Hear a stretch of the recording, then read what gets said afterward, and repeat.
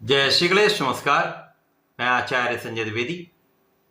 मेरे समस्त प्रबुद्ध दर्शकों का मेरे चैनल पर हार्दिक स्वागत है। प्रिय दर्शकों, आज मैं नवग्रहों में राजा सूर्यदेव के राशि परिवर्तन प्रभाव को लेकर आपके सम्मुख उपस्थित हूं। 14 मार्च को सूर्यदेव वर्तमान कुंभ राशि को छोड़कर गुरुदेव बृहस्पति की मीन राशि में प्रवेश करने जा रहे हैं। अब ये एक अत्यंत अनुकूल परिवर्तन है क्योंकि मित्र की राशि में सूर्यदेव का गोचर होने जा रहा है। वैसे भी शनिदेव की राशि में सूर्यदेव अपना संपूर्ण प्रभाव नहीं दे पाते, तो कहीं ना कहीं शनि और सूर्य में मतभेद होने के कारण उतना अच्छा प्रभाव प्राप्त नहीं हो पाता है। इसके अतिरिक्त शनिदेव अत्यंत बलवान स्थिति में थे, जिसके कारण भी सूर्यदेव अपना संपूर्ण प्रभाव नहीं दे पा रहे थे। अब ये पूर्ण बल के साथ समस्त राशि के जातकों को प्रभावित करने जा रहे हैं, कुछ बड़े योग बनाने जा रहे हैं। प्रिय दर्शकों, यदि हम अवलोकन करें तो सूर्यदेव का गोचर मीन राशि में अवश्य हो रहा है, परंतु यहां पर ये ग्रहण में होंगे। सूर्यदेव पर ग्रहण लगेगा क्योंकि यहां पर पहले से ही राहु का गोचर चल रहा है, जिसके कारण सूर्यदेव और राहु का सीधा प्रभाव मिलेगा तथा सूर्यदेव राहु से ग्रसित हो जाएंगे। परंतु यहां पर बुध और शुक्राचार्य का भी गोचर चल रहा है, जिसके कारण रवि शुक्र योग बनेगा। सूर्य के साथ बुध का बुधादित्य योग बनेगा। तो कुछ बड़े राजयोगों का भी निर्माण हो रहा है, परंतु ग्रहण दोष का भी प्रभाव प्राप्त होगा, जड़ दोष का प्रभाव भी प्राप्त होगा तथा असाध्य योग का भी प्रभाव यहाँ पर प्राप्त होगा। इस प्रकार से मीन राशि में चतुर्ग्रही योग का संयोजन बन रहा है। आज मैं सिंह राशि के लिए, जो सूर्यदेव की ही राशि है, सूर्यदेव के इस राशि परिवर्तन का किस प्रकार का प्रभाव प्राप्त होगा, किन भाव में वृद्धि होगी अथवा कहीं पर कोई समस्या या अवरोध है तो उसका क्या निराकरण है, संपूर्ण विश्लेषण मैं पूर्ण तर्क के साथ करने जा रहा हूं। प्रिय दर्शकों, इस राशिफल को आप अपने लग्न तथा राशि दोनों के अनुसार देख सकते हैं। सिंह राशि के लिए सूर्यदेव का ये गोचर अष्टम भाव में आरंभ होगा। अब अष्टम भाव जो कि त्रिक भाव है, डेप्रिसिएशन का भाव है, यहां पर जो भी ग्रह जाएगा उसके कारक भाव में निर्बलता आ जाएगी, उसका कारकत्व तो यहां पर क्षीण हो जाएगा और उसके बाद यहां पर ये ग्रहण में भी होंगे। तो सिंह राशि के लिए बहुत अच्छी स्थिति नहीं बन रही है। सूर्यदेव जो लग्न के स्वामी होकर अष्टम भाव में होंगे तो निश्चित रूप से इनके कारक भाव निर्बलता आएगी, अर्थात यहां पर शारीरिक स्वास्थ्य में कुछ निर्बलता आ सकती है। यद्यपि सूर्य को कोई त्रिक दोष नहीं लगता है, परंतु जो निर्बलता आनी है ग्रहण के कारण वो तो अवश्य आएगी। अब जब सूर्यदेव 14 मार्च को मीन राशि में जाएंगे तो राहु के साथ सीधे प्रभाव में आ जाएंगे, तो लगभग 10 दिनों तक राहु और सूर्य का ये प्रभाव प्राप्त होगा, जिसके कारण बहुत अच्छे फल प्राप्त नहीं हो पाएंगे। तो ग्रहण के कारण कहीं ना कहीं अवरोध, समस्याएं ये सब होते रहेंगे। मुख्य रूप से सिंह राशि के लिए यहां पर तनाव का योग बनता है, शारीरिक समस्याओं का योग बनता है, मान हानि का योग बनता है, यहां पर कोई रोगों की संभावना दिखती है, यहां पर आंखों से संबंधित विकार की संभावना दिखती है, यहां पर चर्म रोग से संबंधित कुछ समस्याएं हो सकती हैं, अथवा यहां पर यूरिनरी ट्रैक्ट से संबंधित कुछ समस्याएं हो सकती हैं। तो यहां पर आपको ध्यान देना चाहिए। जल का उपयोग अधिक करें,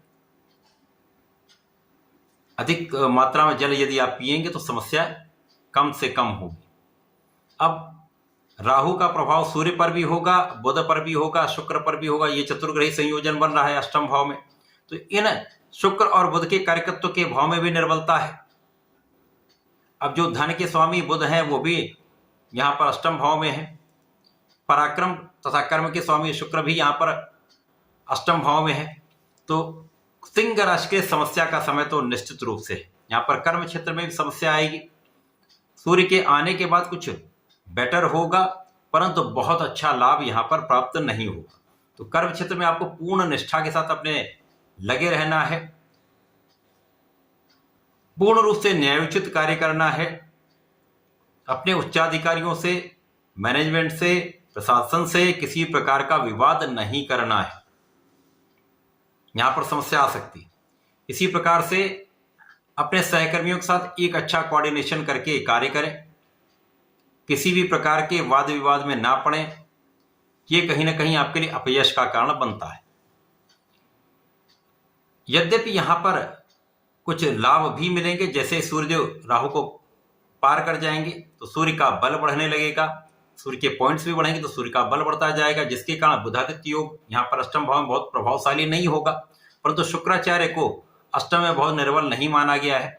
यदि इस समय में आप किसी प्रकार के व्यसन में हैं तो त्याग दीजिए, किसी प्रकार के भोग विलास में पड़ने से बचिए।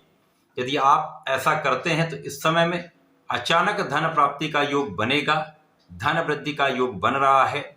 इसी प्रकार से अपने वाणी पर नियंत्रण रखिएगा। वाणी पर नियंत्रण रखेंगे तो परिवार के बीच में भी आपकी समस्याएं कम होंगी, परिवार का पूर्ण साथ आपको प्राप्त होगा। परिवार का साथ जब मिल जाता तो आपके मानसिक द्वंद्व समाप्त हो जाते हैं, बहुत कष्ट यहाँ पर समाप्त हो जाते हैं। विशेष रूप से पिता का सहयोग प्राप्त जब हो जाएगा तो आपका आत्मबल भी प्रबल होगा, आपको मार्ग मिल जाएगा, आगे क्या करना है, किस प्रकार से आगे आप आगे बढ़ना चाहते हैं, उसके लिए मार्गदर्शन आपको मिलता रहेगा। तो बड़ों का सहयोग लीजिए, पिता का सहयोग लीजिए, बड़ों का आशीर्वाद लें, गुरु का आशीर्वाद लें, तो आपके लिए अत्यंत श्रेष्ठ ये योग बनेगा। अब सूर्यदेव अष्टम भाव में है, यहां पर इन्होंने शनि को अस्त कर दिया है, जिसके कारण कुछ समस्याएं कम होंगी, कार्यक्षेत्र के कुछ अवरोध दूर होंगे। बहुत बड़ा लाभ नहीं मिलेगा परंतु समस्याओं का निराकरण अवश्य होता जाएगा। जब कहीं पर किसी प्रकार की कोई बड़ी समस्या आएगी तो उसका हल भी निकलेगा। विशेष रूप से जो लोग शासन प्रशासन में हैं, सरकारी सेवाओं में हैं, वहां पर जो अवरोध या समस्याएं आ रही हैं या आ सकती हैं, उनका निराकरण निश्चित रूप से होगा। इस समय में आपको अपने आत्मबल को प्रबल रखना चाहिए, किसी प्रकार के भ्रम से बचना चाहिए।